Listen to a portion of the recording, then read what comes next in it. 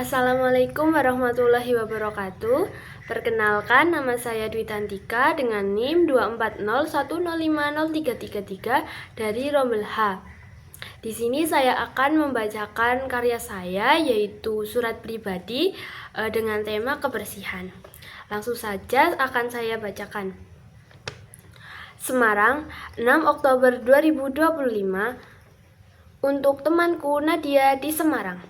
Assalamualaikum warahmatullahi wabarakatuh. Apa kabar, Nat? Semoga kamu selalu sehat dan tetap semangat menjalani aktivitas sehari-hari. Aku menulis surat ini karena ada hal penting yang ingin aku sampaikan. Akhir-akhir ini, aku sering lihat kamu buang sampah sembarangan di sekolah. Misalnya, bungkus jajanan atau botol minuman. Kamu jangan marah dulu ya. Aku cuma mau ngingetin. Buang sampah sembarangan bikin lingkungan jadi kotor dan gak enak dilihat. Coba deh kamu bayangin, kalau semua orang buang sampah di mana aja, nanti taman atau jalan penuh dengan sampah. Padahal kalau kita buang di tempatnya, pasti lingkungan jadi lebih bersih dan nyaman. Jadi, mulai sekarang, ayo kita sama-sama belajar buat lebih jaga kebersihan. Kalau kamu malas buang sampah keluar kelas, nggak apa-apa kok, disimpan dulu di tas, nanti baru dibuang. Aku juga masih belajar buat disiplin, jadi masih bisa saling ngingetin. Aku berharap mulai sekarang kita bisa saling mengingatkan agar lebih peduli terhadap lingkungan. Oke, itu dulu ya Nat, jangan kesel ya. Aku ngomong gini karena peduli sama kamu dan pengen lingkungan sekolah tetap bersih dan enak dilihat. Wassalamualaikum warahmatullahi wabarakatuh, temanmu Tika. Nah, itu karya dari saya, yaitu surat pribadi, di mana surat pribadi ini merupakan surat yang berisi keperluan pribadi yang biasanya ditulis oleh seseorang dan diberikan kepada orang lain yang memiliki hubungan dengannya, dikutip dari Syahda dan Turistiani 2021. Surat pribadi dibuat atas nama diri sendiri yang ditunjukkan untuk teman, sahabat, keluarga, atau guru yang sifatnya menggunakan bahasa yang santai tapi sopan dan format penulisannya itu bebas. Nah, karena bersifat pribadi, surat jenis ini tidak memiliki format penulisan yang baku dan lebih bersifat informal. Fungsi surat pribadi yaitu sebagai alat komunikasi tertulis untuk menyampaikan pesan pribadi, mengekspresikan perasaan, serta berbagi ide atau gagasan kepada orang terdekat seperti keluarga atau teman. Nah, menurut Octavia et al. 2024 menemukan bahwa struktur surat pribadi terdiri dari 8 komponen, yaitu yang pertama ada tempat dan tanggal surat. Nah, bagian ini berisi keterangan tempat dan tanggal surat dibuat, biasanya diletakkan di bagian kiri atau kanan atas surat. Contohnya yaitu Semarang, 6 Oktober 2025.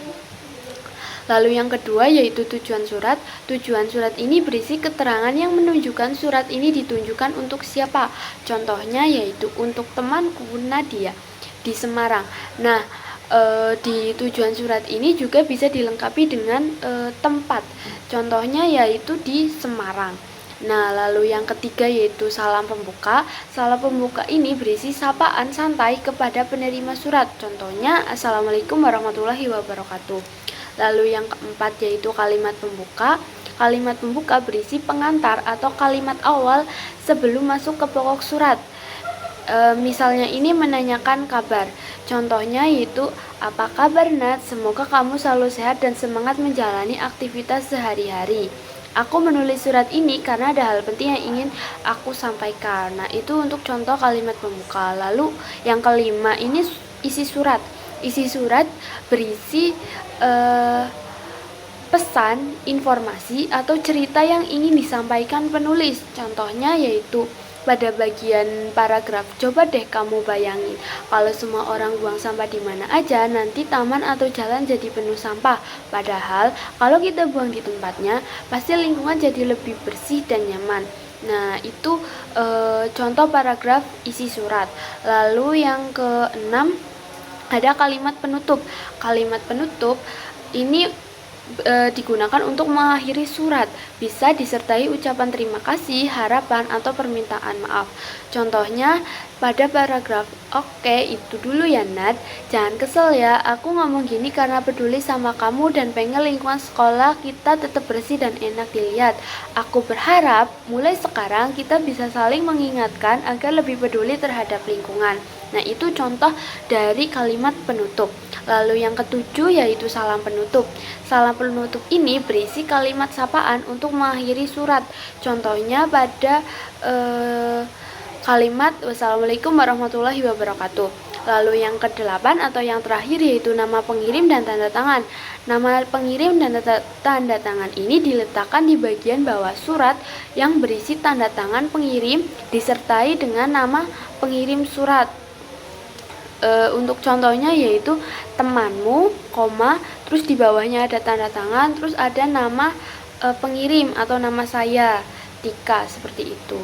Lalu untuk penjelasan isi dan interpretasi dari karya, surat pribadi ini ditulis untuk temanku Nadia di Semarang dengan tujuan menyampaikan pesan moral tentang pentingnya menjaga kebersihan lingkungan, khususnya agar tidak membuang sampah sembarangan. Dalam surat ini, saya menggunakan bahasa yang ramah dan sopan tanpa bermaksud menyinggung, sambil menjelaskan bahwa kebiasaan membuang sampah sembarangan dapat membuat lingkungan menjadi kotor dan tidak nyaman.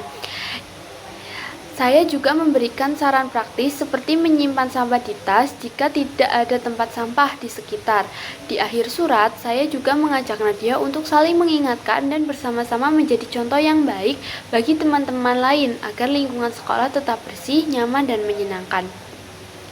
Nah, surat ini juga mencerminkan kepedulian sosial dan rasa tanggung jawab penulis terhadap kebersihan lingkungan. Melalui cara yang halus dan bersahabat, penulis berusaha menegur temannya agar lebih sadar akan pentingnya menjaga kebersihan. Pesan utama yang ingin disampaikan adalah bahwa menjaga kebersihan merupakan tanggung jawab bersama dan perubahan kecil seperti membuang sampah pada tempatnya dapat memberikan dampak besar bagi kelestarian lingkungan. Selain itu, surat ini juga menunjukkan bahwa persahabatan yang baik berarti berani saling menasehati demi kebaikan bersama. Dengan demikian, surat ini bukan hanya berfungsi sebagai bentuk komunikasi pribadi, tetapi juga sebagai media pendidikan karakter yang menumbuhkan nilai kepedulian terhadap lingkungan, kedisiplinan, dan tanggung jawab sosial. Nah, itu saja dari saya. Terima kasih. Wassalamualaikum warahmatullahi wabarakatuh.